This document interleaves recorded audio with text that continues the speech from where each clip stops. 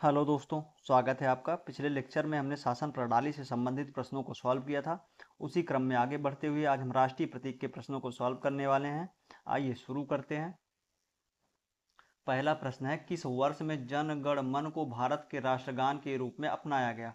Options क्या हैं? 1948 में, 1949 में, 1950 में, 1951 में। तो इसका सही उत्तर क्या हो जाएगा? 1950 में। देख लेते हैं। संविधान सभा ने 24 जनवरी 1950 को जन गण मन को राष्ट्रगान के रूप में अपनाया। संपूर्ण राष्ट्रगान को गाने का समय लगभग 52 सेकंड है। कितना टाइम है? 52 सेकंड है। अपनाया कब गया? 24 जनवरी 1950 को। अगला प्रश्न है, भारत की संविधान सभा द्वारा राष्ट्रगान जन गण मन का हिंदी प्रारूप कब अपनाया गया था? अभी देख के आ रहे हैं कब अपनाया गया? 24 जनवरी 1950 को अपनाया गया है।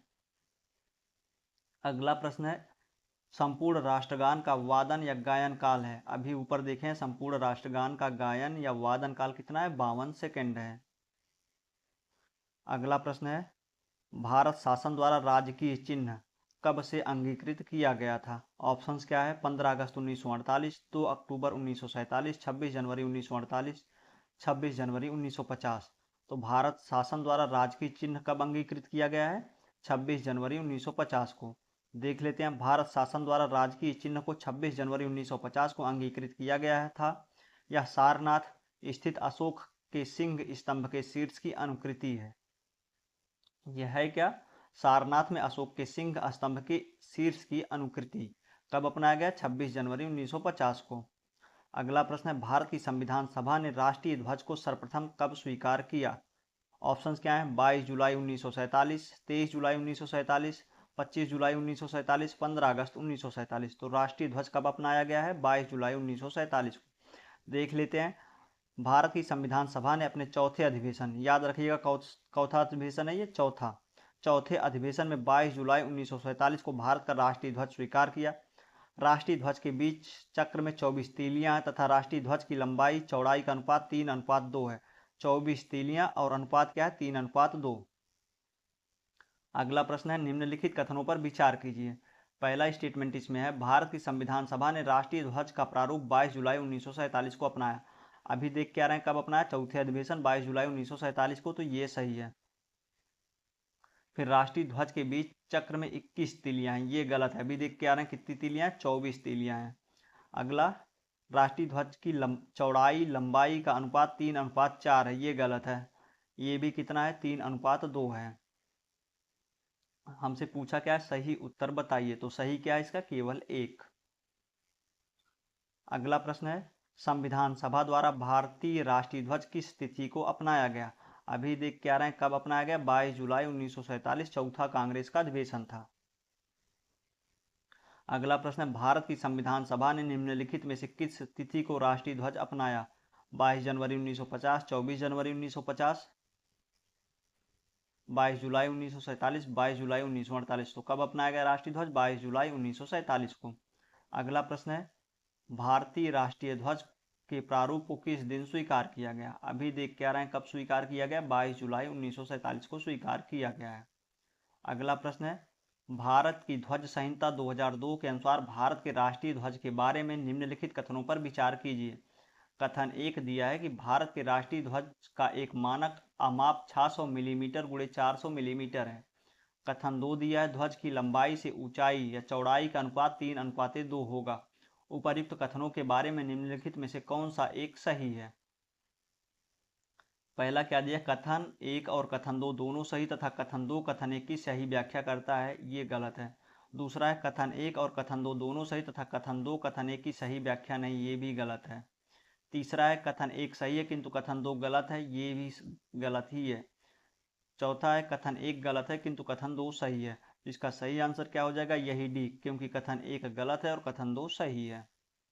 देख लेते हैं, भारतीय ध्वज संहिता 2002 में भारत के राष्ट्रीय ध्वज से संबंधित नियमों, रिवाजों, औपचारिकताओं और निर्देशों का उल्लेख किया गया है। भारतीय ध्वज संहिता 2002 को 26 जनवरी 2002 को लागू किया गया। कब लागू किया गया है? 26 जनवरी 2002 को। इसके अनुसार भारतीय ध्वज का आकार आयताकार होगा और इसकी लंबाई तथा चौड़ाई का अनुपात 3:2 होगा। भारत के राष्ट्रीय ध्वज का मानक आमाप 600 मिलीमीटर गुणे 400 मिलीमीटर नहीं है। भारत के राष्ट्रीय झंडे के मानक माप निम्नलिखित निर्धारित किए गए। ये इतना दिया है, कभी पूछा जाएगा नहीं, ये सब ध्यान रख लीजिएगा, बस 3:2 जो भी होगा इससे निकल जाएगा, 3:2 होना चाहिए वो। अगला प्रश्न है, भारतीय राष्ट्रीय ध्वज में चक्र किसका प्रतीक है? पूछ रहा जो चक्र बना जिसमें 24 तीलियां, वो किसका प्रतीक है? ऑप्शंस क्या है? स्वतंत्रता का, न्याय का, समानता का, भाईचारे का। तो चक्र किसका प्रतीक है? न्याय का प्रतीक है चक्र। भारतीय राष्ट्रीय ध्वज में सफेद पट्टी के बीच में नीले रंग का चक्र है, जिसका प्रारूप सारनाथ में अशोक के सिंह स्तंभ पर बने चक्र से लिया गया है। इसमें 24 तीलियां हैं। यह न्याय, धर्म के नियम, विधि के शासन का प्रतीक है। कितना तीली है? 24। अगला प्रश्न है, भारत के राष्ट्रीय ध्वज में आरों की कुल संख्या कितनी है? मतलब वही तीलियों की संख्या। ऑप्शंस क्या है? 20, 26, 24, 30। तो कितनी तीलियां हैं? 24 तीलियां हैं। अगला प्रश्न है, भारत का राष्ट्रीय पशु क्या है? ऑप्शंस क्या है? हिरण, बाघ, हाथी, शेर। तो भारत का राष्ट्रीय पशु क्या है? बाघ है। देख लेते हैं भारत का राष्ट्रीय पशु बाघ, इसका वैज्ञानिक नाम क्या है? पैंथेरा टाइग्रिस है। देश में बाघों की घटती संख्या को देखते हुए अप्रैल 1973 में बाघ परियोजना शुरू की गई थी। इसीलिए ये शुरू की गई है बाघ परियोजना अप्रैल 1973 में। क्यों? क्योंकि बाघों की संख्या घट रही है। अगला प्रश्न है, भारत का राष्ट्रीय पक्षी कौन है? ऑप्शंस क्या है? कोयल, मोर, हंस, कबूतर। तो भारत के राष्ट्रीय पक्षी का नाम क्या है? मोर। इसका वैज्ञानिक नाम क्या है?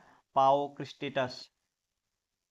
अगला प्रश्न है, भारत का राष्ट्रीय पुष्प कौन सा है? ऑप्शंस क्या है? सूरजमुखी, गुलाब, कमल, गेंदा। तो राष्ट्रीय पुष्प कौन सा है भारत का? कमल है। देख लेते हैं, भारत का राष्ट्रीय पुष्प कमल है, जो भारतीय संस्कृति का प्रतीक है। इसका वैज्ञानिक नाम नेलम्बो न्यूसीफेरा है। वैज्ञानिक नाम क्या है? नेलम्बो न्यूसीफेरा। ध्यातव्य है कि कमल को राष्ट्रीय पुष्प, आम को राष्ट्रीय फल तथा बरगद को राष्ट्रीय वृक्ष के रूप में मान्यता प्राप्त है। हालांकि केंद्र सरकार द्वारा इस संदर्भ में कोई अधिसूचना जारी नहीं की गई। ऐसी मान्यता है, अधिसूचना कोई दी नहीं गई केंद्र सरकार द्वारा। अगला प्रश्न है, राष्ट्रीय पंचांग के संबंध में कौन सा कथन सही है? स्टेटमेंट क्या दिया है? भारतीय राष्ट्रीय पंचांग विक्रम संवत पर आधारित है। दूसरा है, राष्ट्रीय पंचांग को 26 जनवरी 1950 से अपनाया गया। अब हमको बताना है, नीचे दिए गए कूट की सहायता से सही उत्तर चुनिए। तो इसमें दोनों सही, मतलब दोनों ही गलत हैं। तो सही उत्तर इसका क्या हो जाएगा? ना तो 1 ना तो 2। देख लेते हैं, ग्रेगोरियन कैलेंडर के साथ साथ देश भर के लिए शक संवत पर आधारित राष्ट्रीय पंचांग, जिसका पहला महीना चैत्र है और सामान्य वर्ष 365 दिन का होता है, 22 मार्च 1957 को अपनाया गया था। कब अपनाया गया है? 22 मार्च 1957 को। चैत्र का पहला दिन सामान्यतः 22 मार्च को और अधिवर्ष में 21 मार्च को पड़ता है। तो पहला दिन कब पड़ेगा? इसको 22 मार्च को पड़ता है। हमारा अगला टॉपिक है राज्य एवं संघ राज्य क्षेत्र। इससे क्वेश्चन मैच करने के लिए आते हैं, तो इसको ध्यान से पढ़ते हैं। इसमें पहला प्रश्न है, संघ और उसके अधिकार क्षेत्र के संबंध में निम्नलिखित कथनों पर विचार करें। पहला स्टेटमेंट क्या है इसमें? भारत 28 राज्यों और 8 संघ शासित प्रदेशों से बना है। दूसरा स्टेटमेंट क्या है? भारत राज्यों का एक संघ है जो एक संपूर्ण संप्रभुता संपन्न समाजवादी पंथ निरपेक्ष संसदीय व्यवस्था की सरकार वाला लोकतांत्रिक गणराज्य है। तो अभी वर्तमान में कितने राज्य हैं? 28 राज्य और 8 केंद्र शासित प्रदेश हैं। तो पहला स्टेटमेंट सही है। दूसरा इसमें दिया है, भारत जो राज्यों का संघ है, एक संपूर्ण प्रभुता संपन्न समाजवादी पंथ निरपेक्ष संसदीय व्यवस्था की सरकार वाला लोकतांत्रिक गणराज्य है। ये भी सही। हमसे पूछ क्या रहा, कौन सा कथन सत्य है? तो 1 और 2 दोनों सही है। दूसरा है, संविधान में हमारे राष्ट्र का उल्लेख किस या किन नामों से किया गया है? ऑप्शंस क्या है? भारत तथा इंडिया, केवल भारत, हिंदुस्तान तथा इंडिया, भारत, हिंदुस्तान तथा इंडिया। तो संविधान में हमारे राष्ट्र का उल्लेख किस नाम से किया गया है? भारत तथा इंडिया नाम से किया गया है। यहाँ ध्यान दीजिएगा, भारत अर्थात इंडिया राज्यों का संघ होगा। India that is Bharat shall be a union of state. देखिए, पहले इंडिया दिया है, फिर दिया है Bharat. India that is Bharat. अगला है, संविधान के प्रथम अनुच्छेद के अनुसार भारत है। ऑप्शंस क्या दिया? राज्यों का समूह है, राज्यों का कन्फेडरेशन है, राज्यों का फेडरेशन है, राज्यों का यूनियन है। तो भारत के संविधान के अनुसार भारत क्या है? राज्यों का यूनियन है। इसकी व्याख्या पढ़ लेते हैं। संविधान के अनुच्छेद 1 में निर्धारित किया गया कि भारत अर्थात इंडिया राज्यों का संघ होगा। भारत के राज्य क्षेत्र में क्या क्या शामिल होगा? पहला शामिल होगा, राज्यों के राज्य क्षेत्र शामिल होंगे। दूसरा क्या है? संघ राज्य क्षेत्र शामिल होंगे। तीसरा, ऐसे अन्य राज्य क्षेत्र जो अर्जित किए जाएं समाविष्ट होंगे। मतलब जो वर्तमान के राज्यों की सीमाएं हैं वो संघ राज्य की सीमाएं वो, और ऐसे राज्य जो भारत में शामिल किए जाएं उनकी सीमाएं भारत राज्य संघ में शामिल होंगी। राज्यों तथा संघ राज्यों के नाम तथा प्रत्येक के अंतर्गत आने वाले राज्य क्षेत्रों का वर्णन संविधान की प्रथम अनुसूची में किया गया है। किस अनुसूची में किया गया? प्रथम अनुसूची में किया गया। तो इसका सही आंसर क्या है? राज्यों का यूनियन है भारत। अगला प्रश्न है, संविधान के निम्नांकित में से किस प्रावधान के अंतर्गत भारतीय संसद को नया राज्य बनाने का अधिकार है? ऑप्शंस क्या हैं? अनुच्छेद 1, अनुच्छेद 2, अनुच्छेद 3, अनुच्छेद 4, अनुच्छेद 5। तो भारतीय संसद एक नया राज्य किस अनुच्छेद के तहत बना सकती है? अनुच्छेद 3 के तहत बना सकती है। व्याख्या देख लेते हैं इसकी। भारतीय संविधान के अनुच्छेद 3 के तहत नए राज्यों के निर्माण, उनके क्षेत्रों, सीमाओं तथा नाम में परिवर्तन का अधिकार भारतीय संसद में निहित है। जबकि अनुच्छेद 1 के तहत संघ का नाम और राज्य क्षेत्र हैं, और अनुच्छेद 2 के तहत भारतीय राज्य क्षेत्र में नए राज्यों के प्रवेश या स्थापना की शक्ति संसद को प्रदान की गई है। तीनों अनुच्छेद आपको ध्यान रखना है ये। तो नया राज्य किसके तहत बन सकता है? अनुच्छेद 3 के तहत बन सकता है। अगला प्रश्न है, नए राज्य के गठन की शक्ति निहित है। ऑप्शंस क्या है? संसद में, मंत्रिपरिषद में, राष्ट्रपति में, राज्य पुनर्गठन आयोग में। अभी देख के आ रहे हैं किस में निहित है? संसद में निहित है, अनुच्छेद 3 के तहत। किसके तहत? अनुच्छेद 3 के तहत। अगला प्रश्न है, भारत के संविधान के अंतर्गत निम्नलिखित में से किसको राज्य की सीमाओं को परिवर्तित करने की शक्ति प्राप्त है? ऑप्शंस क्या है? संसद को, राष्ट्रपति को, लोकसभा को, सर्वोच्च न्यायालय को। तो राज्य की सीमाएं परिवर्तित कौन कर सकता है? संसद परिवर्तित कर सकती है। अगला प्रश्न है, एक राज्य को संघ में सम्मिलित करने अथवा नए राज्य की स्थापना करने की कार्यपालिकीय शक्ति निम्नलिखित में से किसे प्राप्त है? ऑप्शंस क्या दिया? संसद को, राजनीतिक दलों को, लोकसभा को, केंद्र सरकार को। तो किसको प्राप्त है? संसद को। संसद किससे मिलकर बनती है? लोकसभा, राज्यसभा और राष्ट्रपति। अगला प्रश्न है, भारतीय संघ के अंतर्गत किसी राज्य को मिलाने का अधिकार किसे है? ऑप्शंस क्या है? भारत के राष्ट्रपति को, संसद को, प्रधानमंत्री को, सर्वोच्च न्यायालय को। किसी राज्य को मिलाने का अधिकार किसको है? संसद को है।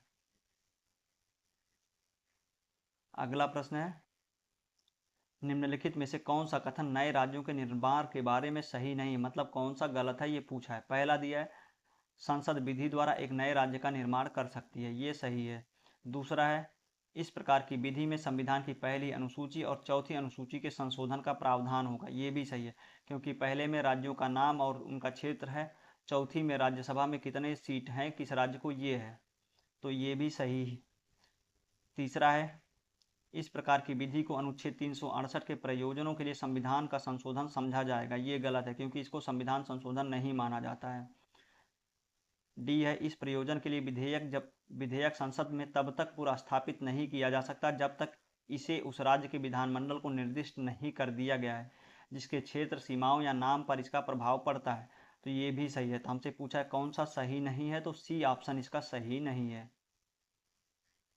देख लेते हैं व्याख्या इसकी। नए राज्यों के निर्माण के लिए विधि हेतु अनुच्छेद 368 के तहत विशेष प्रक्रिया, संविधान संशोधन प्रक्रिया नहीं अपनाई जाती है, अर्थात संसद साधारण बहुमत से नए राज्यों का निर्माण कर सकती है, तथा संविधान के अनुच्छेद 4(2) के अनुसार इस प्रकार की विधि अनुच्छेद 368 के प्रयोजनों के लिए संविधान का संशोधन नहीं समझी जाती है।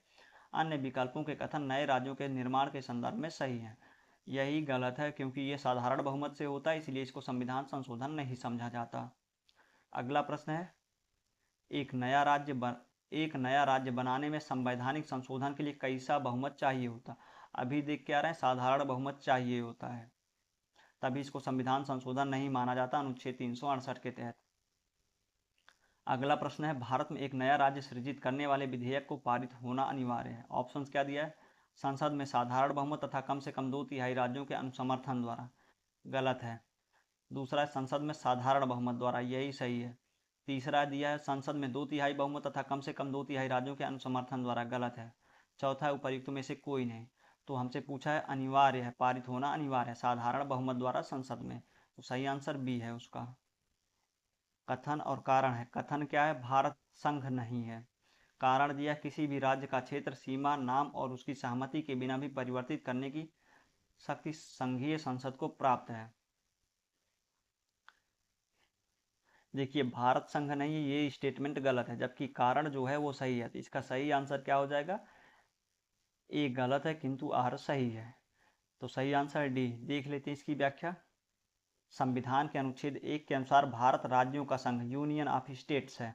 किसी राज्य के क्षेत्र, सीमा या नाम में परिवर्तन हेतु राज्य के विधानमंडल का विचार प्रकट करना अनुच्छेद 3 के परंतु के तहत अपेक्षित है, किंतु सामान्य नियम के रूप में इस संदर्भ में राज्य विधानमंडल के विचार संसद पर बाध्यकारी नहीं है। अतः संसद बिना राज्यों की सहमति के भी ऐसा कर सकती है। ये ध्यान रखिएगा कि संसद बिना राज्यों की सहमति के भी ऐसा कर सकती है। उल्लेखनीय है कि 1954 से 2019 के बीच जम्मू कश्मीर राज्य इसका अपवाद था, जिसके लिए 1954 के संविधान आदेश द्वारा अनुच्छेद 3 में जोड़े गए द्वितीय परंतुक ने यह व्यवस्था की थी कि उस राज्य के क्षेत्र, सीमा, नाम में परिवर्तन के लिए संसद में विधेयक राज्य विधानमंडल की सहमति के बिना प्रस्तुत ही नहीं किया जा सकता था। लेकिन संविधान ऐसा है, मतलब उसमें हर चीज़ का सॉल्यूशन है। ये लिखा था कि मतलब बिना उस राज्य की सहमति से पेश ही नहीं किया जा सकता, लेकिन ऐसा किया गया और वो संवैधानिक दायरे में किया गया, जिसका सुप्रीम कोर्ट ने न्यायिक पुनरीक्षण भी किया और उसको सही पाया। तो इसका सही आंसर क्या हो जाएगा? ए गलत है किंतु आर सही है। अगला प्रश्न है, संवैधानिक प्रावधानों के अनुसार राज्यों की सीमाओं को बदलने के लिए किस सहमति की आवश्यकता है? किसकी सहमति की आवश्यकता है? ऑप्शंस क्या है? राज्य की विधानसभा की, दूसरा है राज्य के मुख्यमंत्री की, तीसरा है राज्य की, चौथा है राज्य की नहीं। तो सहमति की किसकी आवश्यकता है? राज्य की सहमति की आवश्यकता नहीं है। ये अलग बात है कि इनसे पूछा जाता है, ये हाँ बोले ना बोले कोई फर्क नहीं पड़ता है। राष्ट्रपति इनसे एक बार पूछते हैं, अगर हाँ बोलते हैं तब भी ठीक है, नहीं बोलते हैं तब भी ठीक है। संसद उसको साधारण बहुमत से पारित करके अलग राज्य बना सकती है या इनके नाम में या सीमा में परिवर्तन कर सकती है। अगला प्रश्न है, नीचे दो कथन है जिनमें से एक को अभिकथन तथा दूसरे को कारण कहा गया है। अभिकथन क्या है? किसी राज्य की सीमा बदलने की सिफारिश राष्ट्रपति संसद को देता है और उसके लिए राष्ट्रपति संबंधित राज्य के विधानमंडल द्वारा उस प्रस्ताव पर विचार एक खास अवधि के भीतर प्राप्त करते हैं। दूसरा है कारण इसका, राष्ट्रपति को उस राज्य विधानमंडल का प्रस्ताव मानना अनिवार्य नहीं। अभी पढ़ के आ रहे हैं कि मानना अनिवार्य नहीं है। अब देख लेते हैं, नीचे दिए गए कूट से सही उत्तर को चुनिए। ऑप्शंस क्या है? ये सत्य है किंतु आर गलत है। दूसरा है ए और आर दोनों सत्य हैं किंतु आर ए की सही व्याख्या नहीं करता है। तीसरा दिया है ए गलत है किंतु आर सत्य है। चौथा है ए और आर दोनों सत्य हैं तथा आर ए की सही व्याख्या करता है। ये गलत है, ये भी गलत है। इसमें सही उत्तर क्या हो जाएगा? बी, ए और आर दोनों सत्य हैं किंतु आर ए की सही व्याख्या नहीं करता है। इसको ध्यान दीजिएगा, जब कोई कथन कारण वाला क्वेश्चन हो तो पहले आपको ये पता होना चाहिए कथन और कारण दोनों सही हैं। अगर दोनों सही हैं तो आपको देखना है कि जो कथन है कारण उसका सही व्याख्या कर रहा कि नहीं। और इसको कैसे पता लगेंगे? यहाँ क्योंकि शब्द लगाइएगा, आपको पता लग जाएगा सही मतलब सही व्याख्या हो रही या नहीं हो रही है। तो इसका सही आंसर क्या हो जाएगा? बी, ए तथा आर दोनों सत्य हैं किंतु आर ए की सही व्याख्या नहीं करता है। व्याख्या देख लीजिएगा इसकी। संविधान के अनुच्छेद 3 के अनुसार संसद विधि द्वारा नए राज्यों का निर्माण और वर्तमान राज्यों के क्षेत्रों, सीमाओं तथा नामों में परिवर्तन कर सकती है तथा इसी अनुच्छेद के परंतु के अनुसार इस प्रयोजन के लिए कोई विधेयक संसद में राष्ट्रपति की सिफारिश से ही प्रस्तुत किया जा सकता है। और यदि यह विधेयक वर्तमान राज्यों में से किसी के क्षेत्र, सीमा तथा नाम को परिवर्तित करता है तो ऐसे विधेयक पर राष्ट्रपति संबंधित राज्य के विधानमंडल से उस प्रस्ताव पर विचार एक खास अवधि के भीतर प्राप्त करते हैं। ये खास अवधि क्या है ये कुछ पता नहीं है, वो पूछ लेंगे एक बार, वो बताते हैं ठीक है, नहीं बताते हैं तब भी ठीक है। उनका जब मन संसद का वो अपना कानून पारित कर देंगे। हालांकि इस संबंध में राज्य विधानमंडल के विचार राष्ट्रपति के लिए बाध्यकारी नहीं है तथा राष्ट्रपति द्वारा निर्धारित अवधि के भीतर राज्य विधानमंडल द्वारा विचार न प्रस्तुत करने की स्थिति में उस विधेयक को संसद में प्रस्तुत किया जा सकता है। अभी जो मैं आपको बताया, अगला प्रश्न है, निम्नलिखित में से कौन से जोड़े का मिलान सही नहीं है? पहला है विधि के समक्ष समानता नागरिकों और गैर नागरिकों के लिए सुनिश्चित की गई है। दूसरा है लोक सेवाओं में अवसर की समानता केवल भारत के नागरिकों के लिए सुनिश्चित है, ये भी सही है। तीसरा है किसी नए राज्य की स्थापना करना संसद की शक्ति, ये भी सही है अनुच्छेद 3 के तहत। किसी राज्य का नाम बदलना राज्य विधानमंडल की शक्तियाँ, ये गलत है क्योंकि राज्य का नाम बदलना ये भी संसद की ही शक्ति है। अगला प्रश्न है, निम्नलिखित में से कौन एक नए राज्यों के निर्माण के लिए संवैधानिक उपबंध नहीं है?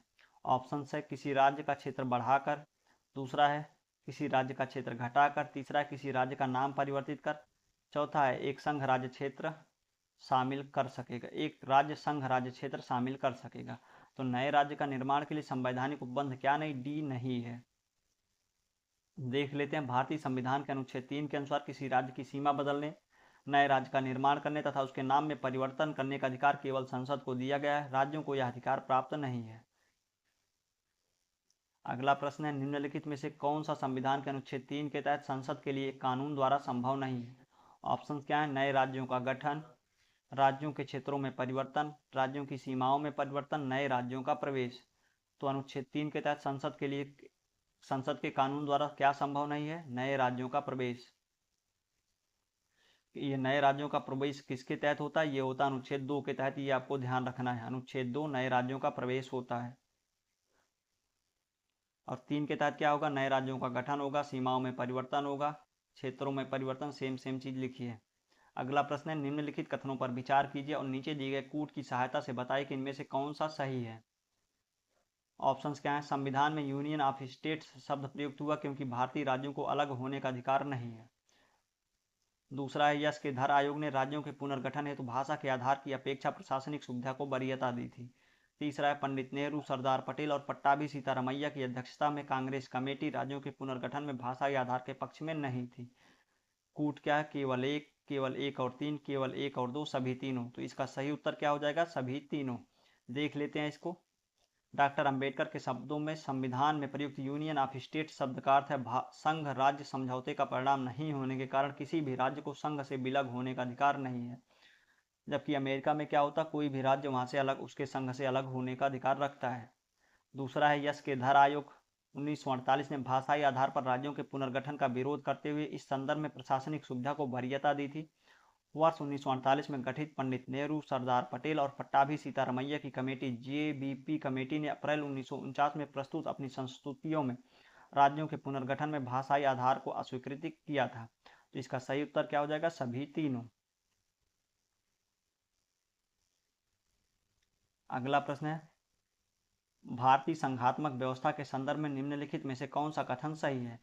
और स्टेटमेंट क्या दिया? भारतीय संविधान के अंतर्गत राज्यों को संघ से अलग होने का अधिकार नहीं है। तो पहला तो सही है। दूसरा है, अलग होने की मात्र वकालत करने पर अभिव्यक्ति की स्वतंत्रता की सुरक्षा मिलेगी। अलग होने की बात ही नहीं तो सुरक्षा देने का कोई सवाल ही नहीं है। तो इसका पूछा सही उत्तर चुनिए, केवल एक सही है। देख लीजिए व्याख्या इसकी। भारतीय संविधान के तहत राज्यों के संघ की स्थापना की गई है, जिसमें राज्यों को संघ से अलग होने का अधिकार नहीं है। संघीय संसद ही संघ में नए राज्यों का प्रवेश या उनकी स्थापना कर सकती है तथा राज्यों के क्षेत्र, सीमाओं, नाम में परिवर्तन कर सकती है अथवा राज्यों के भागों को अलग कर मिलाकर नए राज्य का निर्माण कर सकती है, परंतु संविधान के तहत किसी राज्य को संघ से पृथक हो सकने या कर सकने का अधिकार नहीं दिया गया है। तो कथन एक सही है। दूसरा क्या है? संविधान के अनुच्छेद 19(1) का के तहत सभी नागरिकों को वाक स्वातंत्र और अभिव्यक्ति स्वतंत्रता का मूल अधिकार प्राप्त है, परंतु अनुच्छेद 2 के तहत इस अधिकार के प्रयोग पर भारत की प्रभुता, अखंडता और राज्य की सुरक्षा, विदेशी राज्यों के साथ मैत्रीपूर्ण संबंधों, लोक व्यवस्था, शिष्टाचार या सदाचार के हितों में अथवा न्यायालय अवमान, मानहानि या अपराध उद्दीपन के संबंध में युक्त निर्बंधन राज्य विधि द्वारा आरोपित कर सकता है। तदनुसार भारत से अलग होने की मात्र वकालत करना भी संबंधित विधि यूएपीए या भारतीय न्याय संहिता की धारा 152 के तहत अपराध माना जा सकता है। मतलब सिर्फ बात करना भी अपराध है, तो सुरक्षा कहाँ से मिलेगी? आगे देखते हैं। हालांकि श्रेया सिंघल बनाम भारत संघवाद 2015 में सर्वोच्च न्यायालय ने अभिव्यक्ति स्वतंत्रता के दायरे को स्पष्ट करते हुए कहा कि चर्चा मतलब डिस्कशन या वकालत के उकसावे के स्तर तक पहुंचने पर ही उसे अनुच्छेद 19(2) के तहत विधि द्वारा प्रतिबंध लगाया जा सकता है। मतलब कोई चर्चा या ऐसी वकालत जिसके द्वारा लोगों को किसी काम को करने का उकसावा हो, तभी वो अनुच्छेद 19(2) के तहत प्रतिबंधित होगा। अगला प्रश्न है, राज्य पुनर्गठन आयोग ने 1 नवंबर 1956 को कितने राज्य तथा कितने संघ राज्य बनाए थे? ऑप्शंस क्या है? 14 राज्य और संघ 6 संघ राज्य। दूसरा है 14 राज्य एवं 8 संघ राज्य। तीसरा है 17 राज्य एवं 6 संघ राज्य। चौथा है 17 राज्य एवं 8 संघ राज्य। तो 1 नवंबर 1956 को राज्य पुनर्गठन आयोग ने कितने राज्य और संघ बनाए हैं? 14 राज्य और 6 संघ राज्य। व्याख्या देख लेते हैं। स्वतंत्रता के पश्चात नए राज्यों के निर्माण के लिए फजल अली की अध्यक्षता में एक राज्य पुनर्गठन आयोग का गठन हुआ था। ध्यान दीजिएगा, किसकी अध्यक्षता में हुआ? फजल अली, जिसकी सिफारिशों के आधार पर अधिनियमित 1956 के राज्य पुनर्गठन अधिनियम द्वारा 14 राज्य एवं संघ 6 संघ राज्य क्षेत्र स्थापित किए गए। आंध्र प्रदेश स्वतंत्रता के पश्चात भाषा के आधार पर गठित प्रथम राज्य था और गठन हुआ कब है? 1 अक्टूबर 1953 को। तो आंध्र प्रदेश बार बार पूछा जाता है। भाषा के आधार पर गठन होने वाला पहला राज्य कौन है? आंध्र प्रदेश है। आगे इन प्रश्नों का डेट पूछा गया, मतलब कब राज्य, कौन सा राज्य कब बना है, उसको हम करते हैं अगले लेक्चर में। बाकी अगर आपको वीडियो अच्छा लगा हो तो चैनल को सब्सक्राइब ज़रूर कर दीजिएगा। धन्यवाद।